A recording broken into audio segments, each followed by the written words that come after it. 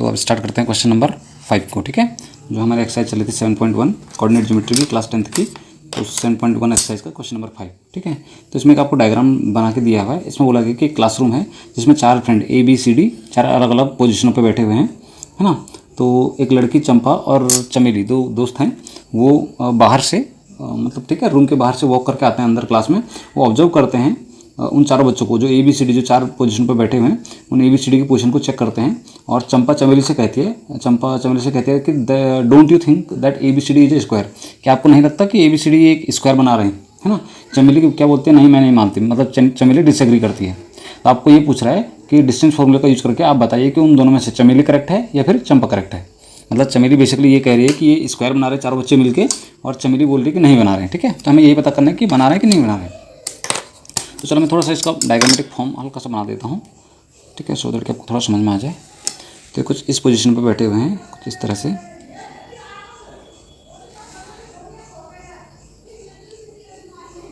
अच्छा, specific diagram इसका आपकी बुक में बना हुआ है, आप उसको देख लीजिए। बस मैं थोड़ा रफ ड्रॉ कर रहा हूँ सो दैट कि आपको समझाने के लिए आसान हो जाए। ठीक है, क्योंकि मेरा तो ऑब्वियसली ये स्क्वायर की तरह नहीं दिख रहा, बट स्टिल मैं आपको समझा रहा हूँ। ठीक है, आप बुक में देख लीजिए अपने डायग्राम को। तो ABCD ये हमारे पास 4 वो बच्चों की पोजीशन दी हुई है ना, जिनके बारे में हमें पता करना है। एक सेकंड, चलिए तो अब इनके हम कोऑर्डिनेट लिख लेते हैं। अच्छा, आप कोऑर्डिनेट कहाँ से मिलेंगे आपको? कोऑर्डिनेट आपको डायग्राम में दिखने को मिलेंगे। ठीक है, चलिए मैं आपको थोड़ा सा बुक दिखा देता हूँ सो देखिए हमको कोऑर्डिनेट पहचानने में आसानी हो जाए। देखिए क्या लिखा है, देखिए एक A ये है पोजीशन, B की पोजीशन ये है, C की पोजीशन ये है और D की पोजीशन ये है। अच्छा, इस A के अगर मैं कोऑर्डिनेट की बात करूँ, इस A पॉइंट की कोऑर्डिनेट की बात करूँ, तो देखिए ये X एक्सिस होती है हमारी और ये Y एक्सिस होती है। तो X एक्सिस में 3 पा रही है और Y एक्सिस में 4 पा रही है ना। तो A के हमारे कोऑर्डिनेट क्या हुआ, ये हो जाएंगे 3,4। ठीक, अब मैं अगर B के कोऑर्डिनेट की बात करूँ तो देखो X एक्सिस की 6 वाली लाइन पर आ रहा है और Y एक्सिस की 7 वाली लाइन पर, ये हो जाएगा 6,7 इसके कोऑर्डिनेट। D पॉइंट की बात करें तो देखो D भी 6 लाइन पर आ रहा है और Y की 1 लाइन पर आ रहा है, तो ये हो जाएगा 6,1 इसके कोऑर्डिनेट। और लास्ट जो आपका C है ये 9 X एक्सिस से 9 वाले पोजीशन पर आ रहा है और Y एक्सिस से 4th वाले पोजीशन पर आ रहा है, तो इसके कोऑर्डिनेट जाएंगे 9,4। ठीक है, तो अब हम इन कोऑर्डिनेटों को लिख लेते हैं। तो एक सेकंड, हाँ, तो हमारे पास जो कोऑर्डिनेट हमने लिखे हैं आए हैं वो आए हमारे पास 3,4 A के। B के कोऑर्डिनेट आए आपके सामने हैं 6,7। फिर C के जो कोऑर्डिनेट हैं वो हैं 9,4। उसके बाद D की जो कोऑर्डिनेट है हमारे पास 6,1 ये था। हाँ ठीक है, अब हमें ये पता करना है कि ये स्क्वायर है कि नहीं। अब कैसे पता करेंगे स्क्वायर है कि नहीं है? तो देखिए स्क्वायर की प्रॉपर्टी क्या होती है। स्क्वायर की प्रॉपर्टी के बारे में आपको पता होगा कि स्क्वायर की चारों साइडें क्या होती हैं, इक्वल होती हैं। इसका मतलब मैं AB की, BC की, CD की और AD की या DA की, इन चारों के डिस्टेंस निकालूंगा तो चारों डिस्टेंस क्या आनी चाहिए, इक्वल आनी चाहिए। अच्छा, अब साथ में एक प्रॉपर्टी और होती है, ठीक है, कि उसके डायगोनल भी आपस में इक्वल होते हैं। तो मैं क्या करूँगा, A से लेकर C तक, चलो मैं एक काम करता हूँ, मैं ड्रॉ कर ही देता हूँ। डॉट लाइन से मैं इसका डायगोनल बना देता हूँ क्योंकि हमें डायगोनल भी साथ में प्रूव करने पड़ेंगे। ठीक है, तो एक डायगोनल AC और एक डायगोनल BD, आपको साथ में इनकी डिस्टेंस भी निकालनी पड़ेगी। तो बेसिकली हमने 6 जगहों पे क्या निकालना है, डिस्टेंस फार्मूला यूज़ करना है और उसकी वैल्यू निकालनी है। तो एक एक करके जरा फटाफट से निकाल देते हैं। तो सबसे पहले हम निकाल रहे हैं AB पॉइंट के बीच की डिस्टेंस, जो AB पॉइंट हमारे इनके बीच की डिस्टेंस। ठीक है, देखिए AB की अगर मैं बात करूँ तो चलो इसको मैं x2 मान लेता हूँ। तो x2 माइनस x1, 6 माइनस 3 क्या हो जाएगा, 3 बनेगा। थोड़ा सा जरा इसको मैं शॉर्ट करूँगा, है ना, 6 क्योंकि टाइम ज़्यादा लंबा हो जाएगा। फिर 7 माइनस 4 करेंगे, 7 माइनस 4 और इसका क्या हो जाएगा, होल स्क्वायर। तो 6 माइनस 3 कितना होता है, 3, और 3 को मैं स्क्वायर करूँगा तो कितना बनेगा, 3 3 जा 9। मैं डायरेक्ट लिख रहा हूँ भाई। 6 माइनस 4 कितना, सॉरी 7 माइनस 4 कितना बचेगा, ये बचेगा आपका 3, और 3 का स्क्वायर करेंगे तो ये बचेगा 9 √9, और 9 और 9 को ऐड करेंगे तो बन जाएगा 18। और 18 के अगर आप टुकड़े बनाओगे तो ये बनेगा 3 3 जा 9 तो जो 18 होता है ना, तो ये जाएगा 3√2। ठीक है, इतना यूनिट आ गया AB की वैल्यू। अब BC की वैल्यू निकाल लेते हैं।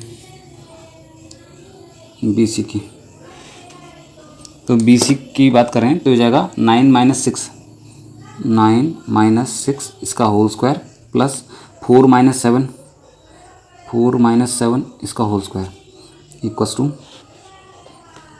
9 माइनस 6 कितना होता है, ये हो जाएगा आपका 3, यानी कि 3 का स्क्वायर प्लस 4 माइनस 3 कितना होता है, 4 माइनस 7 कितना होता है, तो ये जाएगा आपका 3 का स्क्वायर, ये भी माइनस 3 का बेसिकली तो 3 का स्क्वायर ये भी 9 प्लस ये 3 का स्क्वायर ये भी 9, ठीक है। तो ये भी सेम वही आएगा 9 + 9 मतलब √18, यानी कि वैल्यू कितनी आ जाएगी 3√2। चलिए गुड। दो जो हमने अभी तक डिस्टेंस निकाले हैं दोनों के अभी तक क्या है हमारा डिस्टेंस सेम आई है। चलिए अब बात करते हैं सी और डी के बीच की, ठीक है। तो सी और डी के बीच की डिस्टेंस जब हम निकालेंगे तो क्या बनेगी, तो आपको ये लिखो 6 - 9 का 6 - 9 इसका होल स्क्वायर 1 - 4 इसका होल स्क्वायर करेंगे तो क्या बनेगा 6 - 9 कितना बचेगा 3 बचेगा, माइनस का 3 बेसिकली, माइनस का 3 का स्क्वायर प्लस 1 - 4 क्या हो जाएगा हमारा, और 1 - 4 भी कितना होता है भाई -3 का स्क्वायर। तो क्या बन के आएगा 3 का मतलब -3 का स्क्वायर करोगे तो फिर से क्या बन के आएगा 9 प्लस -3 का स्क्वायर करोगे ये भी कितना बन के आएगा 9, मतलब ये भी कितना बना √18, और इसको भी सॉल्व करेंगे तो ये भी बनेगा 3√2, ठीक है। चलिए तीसरी साइड जो है हमारी वो भी अभी तक 3√2 आई है। अब लास्ट है हमारे पास DA साइड, लास्ट तो नहीं है, अभी हमने तो डायगोनल भी चेक करना है इसके। चलिए अब DA के बीच डिस्टेंस निकालते हैं। तो 6 - 3 का होल स्क्वायर प्लस 1 - 4 का होल स्क्वायर, ठीक है। तो देखिए 6 - 3 कितना होता है 3 का स्क्वायर प्लस 1 - 4 कितना होता है -3, इसका स्क्वायर करेंगे तो यहाँ से आपको जो वैल्यू आएगी 3 का स्क्वायर करेंगे तो ये भी 9 प्लस -3 का स्क्वायर करेंगे तो ये भी 9 इक्वल्स टू ये आ गया √18। इसका मतलब इसकी वैल्यू भी कितनी आ गई 3√2। तो साइडें तो भाई हमारे चारों के चारों बिल्कुल क्या हैं इक्वल है, ठीक है। अब हमको ज़रा ये चेक करना है कि क्या हमारे डायगोनल भी इक्वल हैं, ठीक है। डायगोनल इनके इक्वल नहीं आएंगे लेकिन वो डायगोनल आपस में इक्वल होने चाहिए। तो अब निकालते हैं A और C के बीच का डिस्टेंस। तो देखिए A और C 9 - 3 मैं डायरेक्ट लिख दे रहा हूँ, चलो आप 9 - 3 कितना होता है बताइए, ये होता है 6, तो यानी कि 6 का स्क्वायर हो जाएगा प्लस 4 - 4 ये हो जाएगा 0, यानी कि 0 का स्क्वायर। तो ये जो बेसिकली बनेगा आपका 6 का स्क्वायर यानी कि 36 बचेगा आपके पास, और यानी कि ये बचे 6, ठीक है। तो अब B और D के बीच की डिस्टेंस निकालनी है। देखिए 6 - 6 करेंगे तो बचेगा 0 है ना, तो यानी कि 0 का स्क्वायर प्लस 1 - 7 करेंगे तो 1 - 7 कितना होता है -6, मतलब -6 का स्क्वायर है ना। तो इसका मतलब आपको दिख रहा है, देखो ये भी कितना बनेगा, ये भी 36 बनेगा, यानी कि इसकी जो वैल्यू आएगी वो भी कितनी आएगी 6। तो अभी हमारे दो डायगोनल भी देखिए आपस में क्या हैं इक्वल हैं, चारों के चारों साइडें इक्वल हैं और दो आपके डायगोनल इक्वल हैं। इसका मतलब जो चंपा थी वो करेक्ट थी, ठीक है, कि ये जो आपको जो ABCD बैठे हैं ये क्या बना रहे हैं स्क्वायर बना रहे हैं। तो आप लिख दोगे लास्ट में so Champa was correct, Champa was correct, ठीक है। जो चंपा है वो क्या है करेक्ट है, ठीक है। तो ये आपको क्वेश्चन नंबर 5।